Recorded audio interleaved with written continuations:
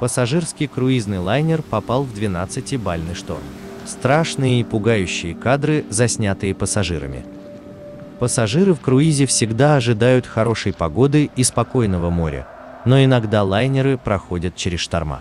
Особенно в осенние и зимние бурные воды океана. Современные корабли проектируются с учетом самой сильной непогоды. Капитан уверен, что судну ничего не будет. Но для команды и людей на борту шторм все равно представляет испытание.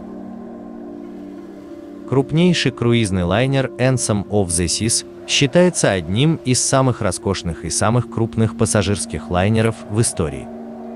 Рядом с Anthem of the Seas знаменитый Титаник кажется судном довольно скромных размеров, всего 269 метров, в то время как размеры его коллеги достигают 348 метров, а высоты примерно как у пятиэтажного дома. Эти гиганты были построены относительно недавно, чуть менее 10 лет назад, и отнесены к классу Оазис, название которому было присвоено в честь первого судна этого класса Oasis of the Seas, оазис морей. Крупнейший из 4 лайнеров Symphony of the Seas, относящийся к этому классу, находится в эксплуатации с 2018 года. Его вместимость составляет 6680 пассажиров и 2200 членов экипажа. Теперь представьте, что такое огромное морское судно попадает в шторм. Чем больше судно, тем больше вероятность преодоления сильного шторма. Но, как показывает практика, и огромные круизные лайнеры не способны спокойно переносить 12-бальные шторма. Пусть эти волны и недостаточно сильны, чтобы опрокинуть огромный круизный лайнер, но доставить дискомфорт в каютах и внутри самого судна смогут запросто.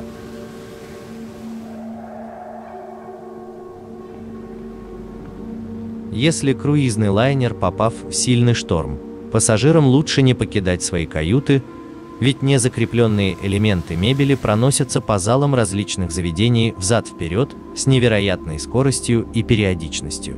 Устоять на ногах при сильных кренах будет так же проблематично, как и вернуться обратно в каюту, когда вы поймете, что там все же безопаснее.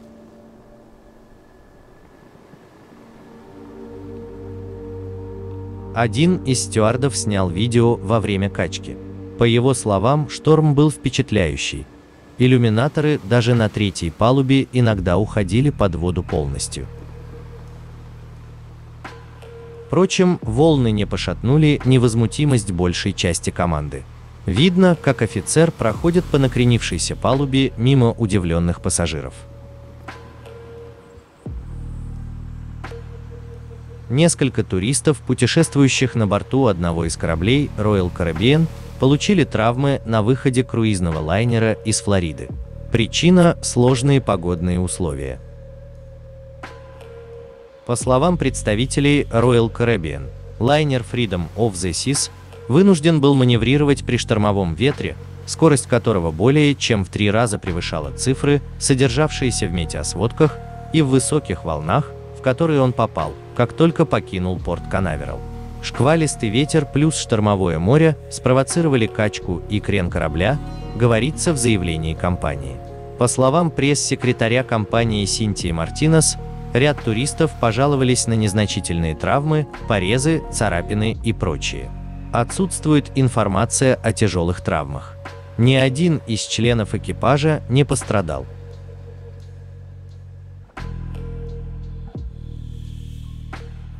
Люди на борту круизного лайнера Freedom of the Seas сильно паниковали, а один из пассажиров выложил в сеть следующую информацию. Это было безумие. Корабль был на боку. Все сломалось по всему кораблю. Повсюду были случаи оказания неотложной медицинской помощи, и люди разошлись по каютам. Лифты выключены, страшно.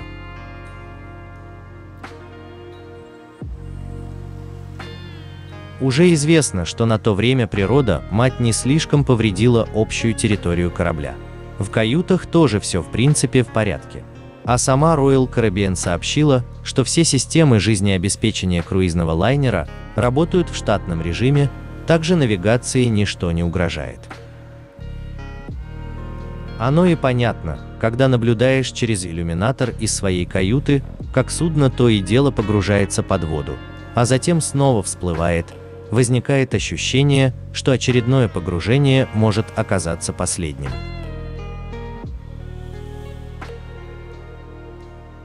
Пассажиры после пережитого сильного шторма в следующий раз предпочтут любой другой вид транспорта, а может и снова будут путешествовать на круизном лайнере, но в другое время.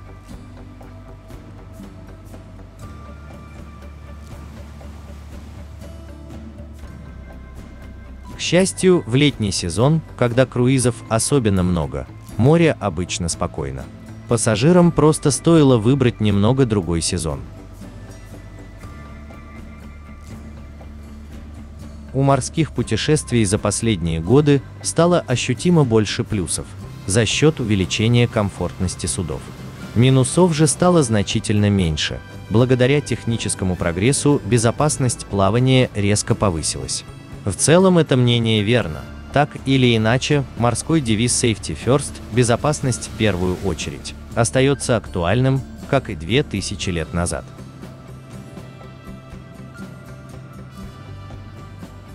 Но несмотря на технический прогресс, человек пока бессилен перед стихией. Инженеры могут доводить форму корпуса и остойчивость судов до идеала, придумывать суперсовременные успокоители качки. Но в сильный шторм даже крупные лайнеры могут оказаться на краю гибели.